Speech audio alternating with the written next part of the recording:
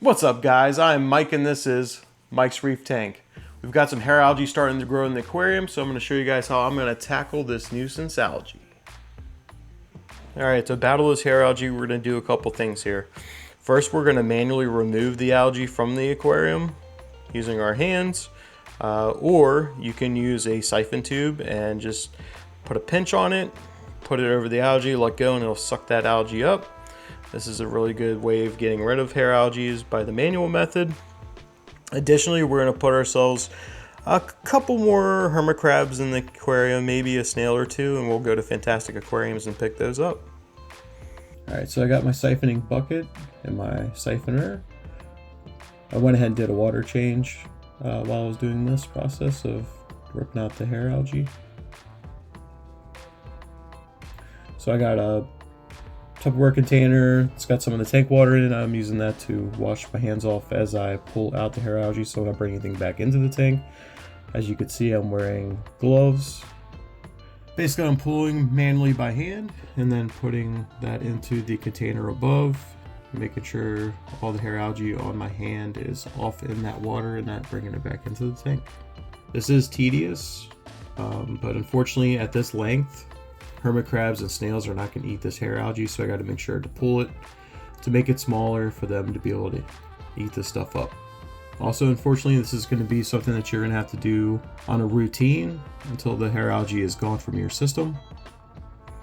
So I would do this every time you're doing your water change.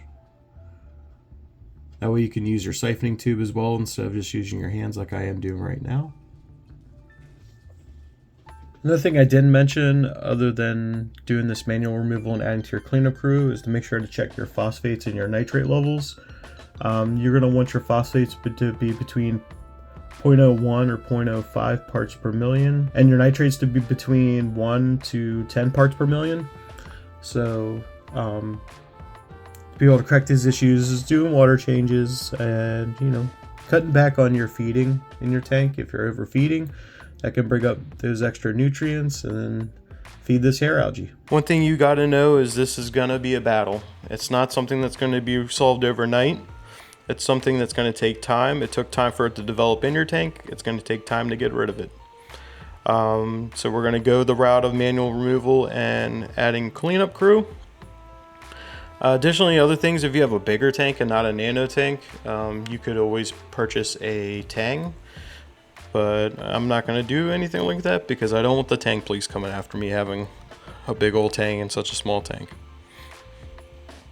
Alright, back from Fantastic Aquariums. Got some cleanup crew. I'm going to have them acclimate to the temperature of the water. About 15 minutes.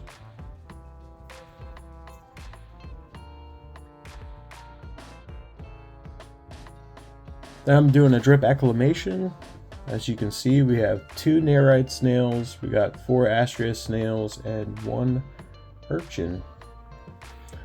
In the bucket, you can see a yellow Watchman goby. I purchased him to replace the original one I had with the pistol shrimp. Unfortunately, the Watchman goby disappeared one day, couldn't find him. So I decided to replace it to make sure the pistol shrimp had a friend. And then I got a little footage of the urchin on the glass for you guys.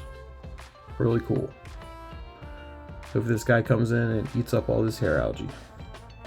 Alright, that's going to do it for today's episode. I hope you guys enjoyed the content. I also have a video on how to build a DIY refugium under a $50 budget. You guys could check that out. That would be greatly appreciated. As always, please like and subscribe. Really helps this channel. And if you have any questions, leave them down in the comments. See you guys later.